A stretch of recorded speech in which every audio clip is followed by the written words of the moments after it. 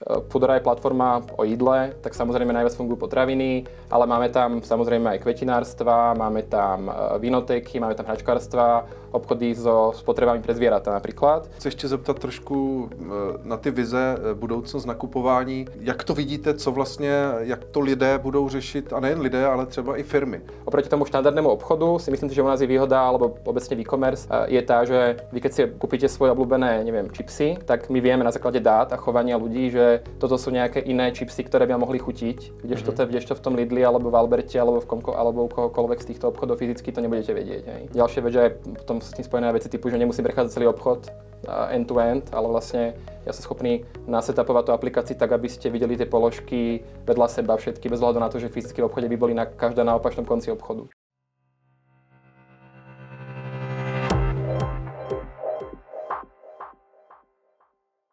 Tady Jiří Bém, Focus.cz a pořad Insightech a Jakub Hostačný, který ve Fooduře vede Quick Commerce. Dobrý den. Dobrý deň, ďakujem za pozvanie. Rádo se stalo. Foodora jako značka už si myslím, že je relativně známá, ale vy se tam věnujete Quick Commerce. Můžete jako nějak jednoduše vysvětlit, co to vlastně znamená, čím se zabýváte? Jo. Tak my vnímame Quick Commerce v podstate ako rýchlejšiu alternatívu e-commerce, alebo to môžete predstaviť ako tzv. E-commerce na steroidoch. A rozdiel je v tom, že vlastne my sa snažíme vo Foodore doručovať zboží do pol hodiny, na rozdiel od nejakého štandardného doručovania, ktoré bežne v e-commerce evidujete na ďalší deň, aj keď dneska už vidíme, že sa rôzni hráči snažia o same day, ale my doručujeme do pol hodiny. Takže jde tam o tu rychlost, proto je to quick, že jo, což v češtině znamená tady toto, ale jsou na to Češi připraveni, protože logicky mě napadá, že pokud chci něco během pár minut, nebo jak jste vy říkal, do půl hodiny, tak si za to musím připlatit. To je častý dotaz, ktorý dostávame a chápem, že to je vlastne ako častá hypotéza, ktorá je s tým spojená. Je to jeden z mýtusov, ktorý by som ja tady možno rád zboril. V podstate to delivery fee alebo tá cena dopravy, dneska to môžete vnímať ako z troch hľadísk. Jedno je samotná cena dopravy a potom je to o tom, od akej hladiny si môžem udelať nákup a prípadne od akej hladiny mám košík zdarma. To znamená, neplatíte žiadnu dopravu. V podstate my sme na každom z týchto parametrov na tom najlepšie na trhu. V podstate máme najlacnejšie delivery fee, zároveň si u nás môžete kúpiť objednávku už od veľmi malej hladiny, čo je dneska 190 alebo 299 korún, v závislosti na tom, z akého obchodu. A už od 599, respektíve 699 máte objednávku zdarma, čo nie je štandard ani u štandardizovaných e-commerce hráčov. Takže v tomto by som to raz búral, pretože na všetkých týchto dimenziách, ktoré sú pre zákazníka podstatné, tak si myslím, že my sme veľmi kompetitívni a vďaka tej škále, ktorú Foodora ako značka má, tak sme schopní tú logistiku dělat veľmi levne. No a jak ten zájem mezi lidmi, jaký zájem o to mezi lidmi je? Zase předpokládám, že asi logicky třeba Praha je trošku jiná v tomto, než, nebo Brno, Ostrava, ty větší města, než řekněme ty menší. Tak jak byste toto popsal? Tak ako sa dá si očakávať, tak väčšina toho biznisu sa deje v Prahe a v Brne, čo asi nikoho neprekvapí. My sme samozrejme prítomní aj v ďalších mestách, v podstate, či je to Plzeň, Liberec, taky nájdete naše obchody aj ako v ďalších ešte menších mestách. To znamená ako vícemenej v celej Českej republike. Ak sa pýtate na ten záujem, tak my vnímame, že rastieme teďka ako vyššie 10%, takže ten biznis hodne rastie. Takže vidíme zvýšený záujem neustále a zároveň vnímame aj zákazníckú väzbu, ktorá je veľmi pozitívna. Naše NPS je niekde na úrovni 60, čo je v podstate hladina, ktorú dosahujú takové tie značky, ktoré si spojíte často s tým, že sú vyslovene love brand. Takže na oba týchto dimenziách vnímáme veľmi pozitívny trend. No a bude tady ten quick commerce jako nějaký nový standard? Nebo to bude jenom prostě určitá nějaký výsek vlastně toho biznesu? Co děláte nebo čím se zabýváte? No to je super dotaz.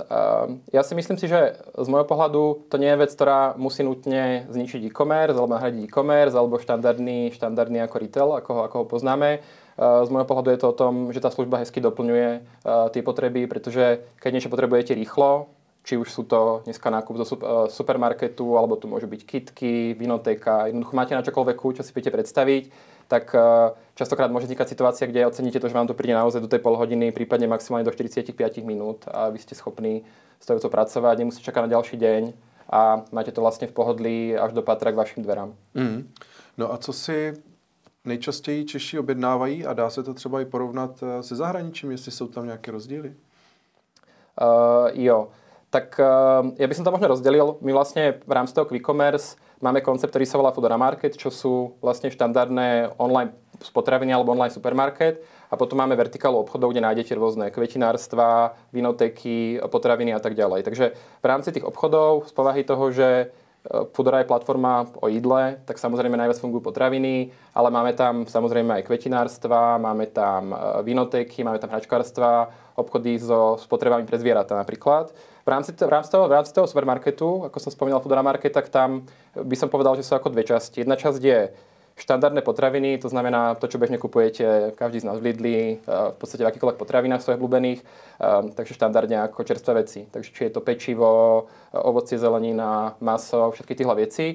A potom je tam ako druhá časť, ktorá nie je tak rozšírená v štandardných potravinách a vychádza trošku z povahy tej našej akoby toho problému, ktorý řešíme, to znamená tá rýchlosť a s tým spojené nejaké príležitosti. Takže vieme, že sa nás kupuje veľa ako snackov, sladkých, slaných, nealkovecí, alkoholických nápojov a to vychádza z toho, že častokrát ľudia kvôli tej rýchlosti to využívajú na party alebo máte oslavu s deťmi, s rodinou, prípadne robíte grilovačku a ste v parku a chcete, aby vám tam kuriér doviezol váš nákup do pol hodiny, takže je to spojené hodně s tým príležitosťami. Tak, No, já jsem se na to ptali, protože mě zaujalo, že tam máte třeba i léky, ale třeba i sexuální pomůcky, což mě jako napadlo to, jako si lidé takhle jako rychle chtějí dovést i jako sexuální pomůcky. Jako, asi to dává smysl, ne? Proto byste to tam neměli.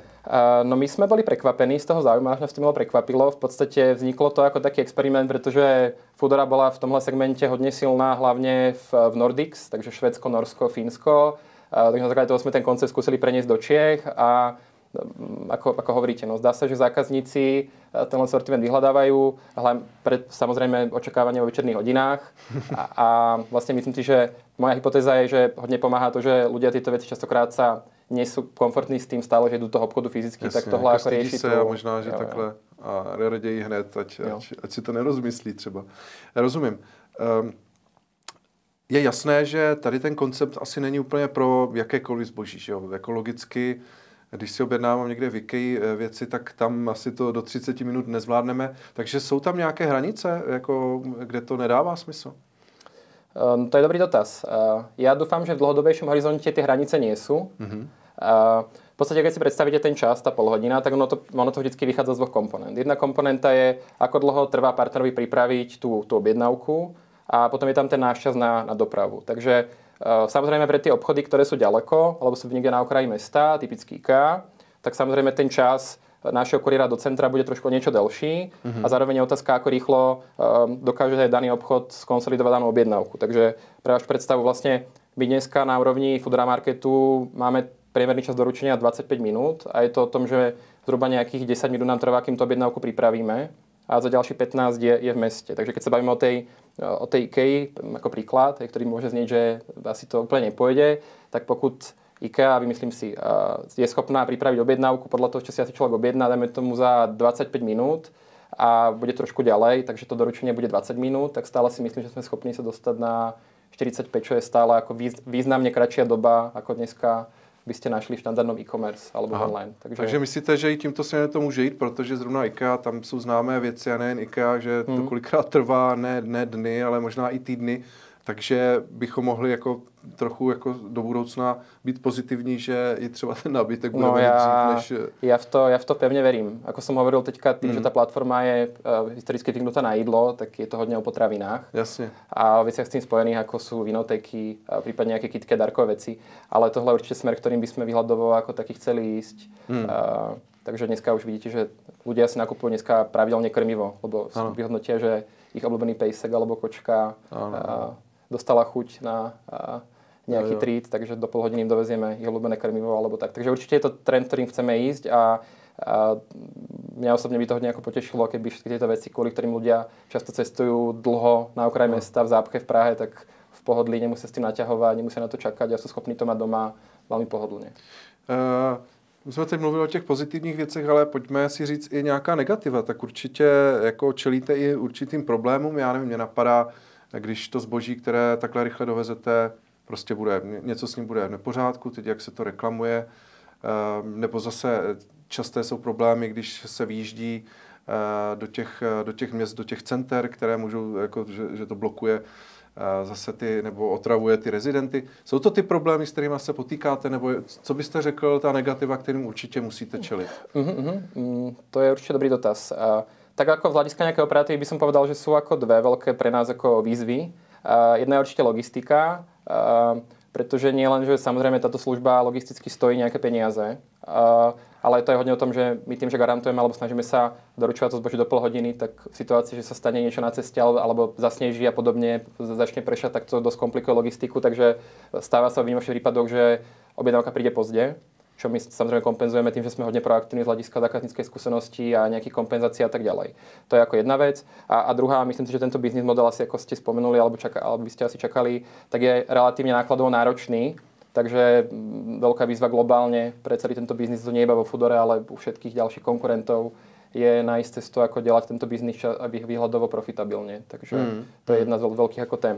Keď sa potom pozeráte na to z pohľadu zákazníka, toto sú podľa mňa ako takové výzvy z pohľadu firmy ako takej, tak ja sa na to pozerám vždycky takým tým štandardným Amazon konceptom, že pozeráte sa na cenotvorbu alebo cenovú konkurencieschopnosť, potom nabídku pre zákazníka a zákazníckú skúsenosť.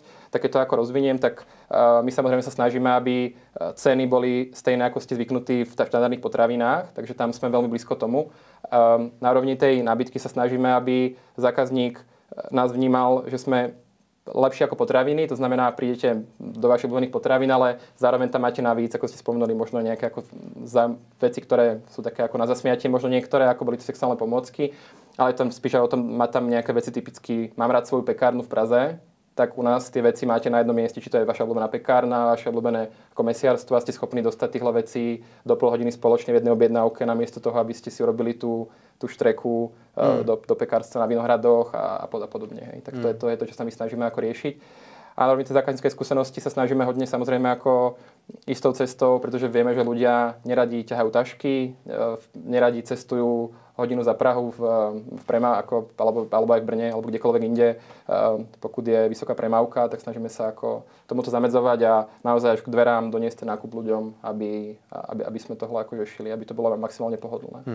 A když jste tam zmiňoval tu profitabilitu, to znamená, že teď je to ve fázi, kdy to jako pálí peníze, ale má to asi nejaký business plán, kdy tá profitabilita bude skutečná? No ja sa musím pochváliť, že my sme vlastne teďka prvý mesiac za Žien sme boli na úrovni ako výsledku v pluse. Čo sa nepodarilo, pokiaľ viem, tak sa to podarilo asi z našich konkurentov na českom trhu iba Rohlíko. Nepodarilo sa to veľkej časti ďalších hráčov, ktorí sú podstatne väčší a robia tento biznis ďaleko déle. Takže rozhodne to nie je o tom, že by sme boli firma typu Google, ktorá by generovala tedy ako miliardy, ale myslím si, že z hľadiska profitability sme už v stave, že už tá firma je samostatne fungujúca bez toho, aby si vyžadovala nejaké zásadné dotace od skupiny.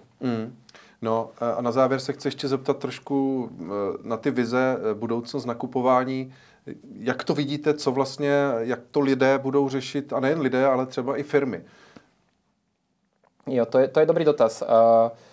Keď sa pýtate možno na nejaké trendy, ktoré tam ja vidím, tak ja verím tomu, a to dneska môžete vidieť, či už je to aj štandardný e-commerce, ako je Alza a podobne, tak ja vnímam, že je veľký posun rýchlosti. Takže veľa tých hráčov sa snaží ako skracovať tú dobu doručenia. Videli ste možno, vnímate, že Alza uviedla, už ako a hodne to tlačí, tak je ako doručenie v ten daný deň, čo nebolo vlastne úplne bežné.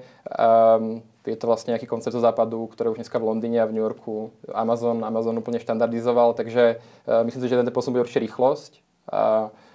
Zároveň druhá vec, ktorú ja vnímam, tak je v podstate ten tlak na tú pohodlnosť a convenience. Že ľudia podľa mňa už dneska vidíme to v tej adopcii online nakupovania obecne, a to nie iba o e-commerce, ale o e-commerce ako takom, že už tá časť hlavne tých mladších ľudí ako nechce hodinu cestovať na kraj Prahy a tam stráviť 3 hodiny v obchode, ale ideálne síce v rámci telefónu naklikať ten svoj nákup a ani riešiť to a radšej venovať ten čas akoby iným veciam. Takže akoby tá pohodlnosť, ktorá podľa mňa nie iba o rýchlosti, ale je aj o tom, najmä to má o tom procese. Že napríklad u nás, my sa snažíme tlačiť koncept, že vlastne končí ti práca, a medzi dvomi zastávkami v metre, alebo keď stojíš v zápche v aute, tak si urob nákup a keď prídeš domov, tak ťa čaká ako u dverí. Takže vlastne ako celá tá zákaznícka skúsenosť v tom, že naozaj ja na tým nepálim mentálnu energiu ani čas a mám priestor a čas sa venovať iným veciam. A možno posledná vec, ktorú ja vnímam, tak je v kontexte AI, tak nejaká ako personalizácia. Že oproti tomu štandardnému obchodu si myslím, že u nás je výhoda, alebo obecne v e-commerce je tá, že vy keď si kúpite svoje obľúbené, neviem, čipsy, tak my vieme na základe dát a chovania ľudí, že toto sú nejaké iné čipsy, ktoré by vám mohli chutiť, kdežto v tom Lidli, alebo v Alberte, alebo u kohokoľvek z týchto obchodov fyzicky to nebudete vedieť. Hej. Ďalšia vec, že aj potom s tým spojené veci typu, že nemusím prechádzať celý obchod end-to-end, ale vlastne ja som schopný nasetapovať tú aplikáciu tak, aby ste videli tie položky vedľa seba všetky, bez hľadu na to, že fyzicky v obchode by boli každá na opačnom konci obchodu. Takže myslím si, že aj v tomhle je určite ako priestor, ako vlastne ísť na ruku zákazníkovi v tom, čo by chcel, alebo čo vlastne ani sám nevie, že by možno mohol chcieť a my mu ukážeme novinky, on si to vyskúša takže máte taký ten pocit, že si môžete skúsiť nové veci, má taký ten wow element, tak to si myslím, že je to, čo bude hrať rolu. No a co třeba jako ta forma doručování budoucnosti, myslím jako využití dronů, nějakých samoředitelných aut, elektromobilů samozřejmě a podobně. Je tam vidíte tam i v tomhle tu budoucnost? Jo, to je super. Ja som ako veľký fanúšik týchto vecí. Práve predstav, napríklad my už ako Foodora vo Švédsku už máme takových tých autonómnych robotov. Tak si predstavíte takový ten vozík, čo behá ako po meste a zastavia mu dverí a vy si vlastne vyberiete jedlo. Pokud sme náražali na tie drony, tak ja keď sa na to pozerám ako holisticky, že vy dneska sa bavíte o tom, aká je rýchlosť, možno pre zákazníka, a koľko má platiť a koľko to stojí firmu, tak vlastne mne príde ten dron na stránke toho, že bude to levnejší pre zákazníka na to, čo bude platiť. Aj pre nás ako pre firmu to bude nákladovo rozhodne efektívnejšie. Tá otázka tej rýchlosti si myslím, že je ako otázna, pretože je samozrejme otázne, či na nejakej ceste prvej triedy to auto, ktoré pôjde 90 km za hodinu, nebude rýchlejšie ako dron. Ale minimálne myslím si, že v centre, čo je ako väčšina ľudí, ktorí nakupujú, to znamená ako Praha, Brno, tak tam ten dron bude asi pravdepodobne aj rýchlejší, ako bude auto niekde v zápche. No. Takže ja som osobne veľký proponent celého tohto smeru. Samozrejme potom sú nejaké legislatívne veci, ktoré v Čechách viem, že to nejde úplne naproti, čo sa týka toho, že to bude že to nebezpečné a podobne. Takže to sú témy, ktoré určite sa budú musieť ako riešiť. Tak uvidíme. To byl Jakub Ostatčný, děkuji za rozhovor. Super, ďakujem pekne.